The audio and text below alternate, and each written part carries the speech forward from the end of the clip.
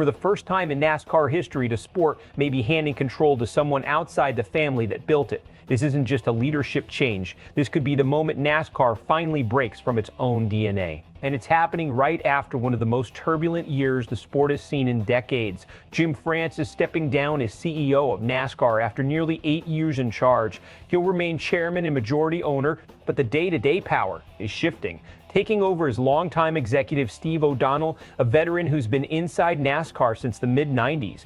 That makes O'Donnell the first non-France family member to ever lead the sport. Meanwhile, Ben Kennedy, part of the France lineage, is expected to step into the COO role, and this transition is expected to happen immediately, with a formal announcement likely tied to race weekend at Talladega. To really understand this, you have to go back to how NASCAR has always operated. Since its founding by Bill France Sr. in the 1940s, control of the sport has stayed firmly inside the family. From Bill Sr. to Bill Jr., to Brian France, and then to Jim France, the leadership line never broke.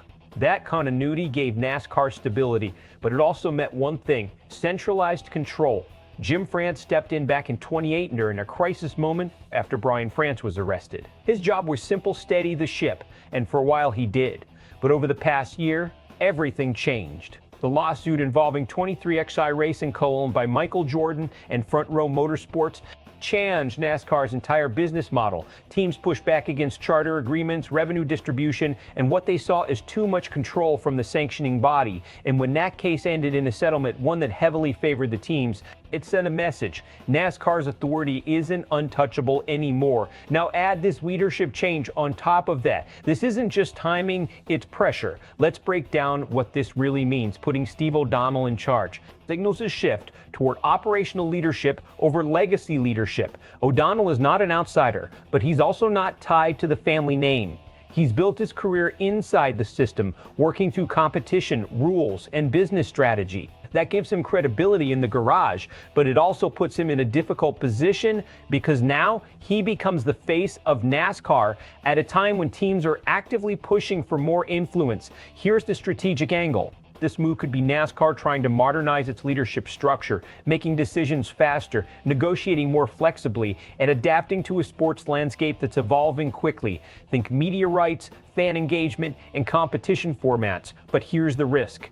When you remove direct family leadership from the CEO role, you potentially weaken the perception of authority that NASCAR's relied on for decades. The France family didn't just run NASCAR, they enforced it, and now that enforcement could feel more like negotiation. Then there's Ben Kennedy. His move to COO is not random, it's strategic positioning. He represents the future of the France family within the sport. So while O'Donnell runs the day-to-day, Kennedy is being set up as the long-term bridge between tradition and evolution. In other words, the family isn't stepping away. They're restructuring how they control the sport. And don't ignore the internal shakeups leading into this.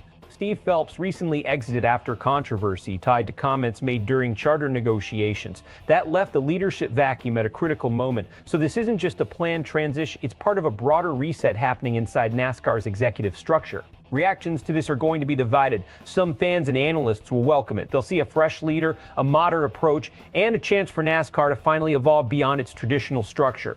Others are going to be skeptical, because when leadership changes happen right after legal battles and internal controversy, it raises questions.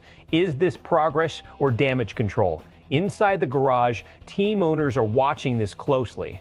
Because if NASCAR is shifting power internally, it could impact everything from charter negotiations to revenue sharing to long-term team value. O'Donnell brings stability and modernization at the same time. He rebuilds trust with teams, improves NASCAR's business model, and helps the sport regain momentum with fans and media partners. Ben Kennedy grows into a key executive voice, and the France family maintains influence without slowing innovation. NASCAR enters a new era, and it works. The leadership change creates uncertainty. Teams push harder for control, negotiations get more aggressive, and NASCAR struggles to maintain its authority. Without a France family member directly leading, the sport loses its traditional power structure. and that opens the door to deeper conflicts. That's when instability starts to show on and off the track. So here's the question that matters. Is this the leadership change NASCAR needed to move forward, or the first sign that control of the sport is starting to slip?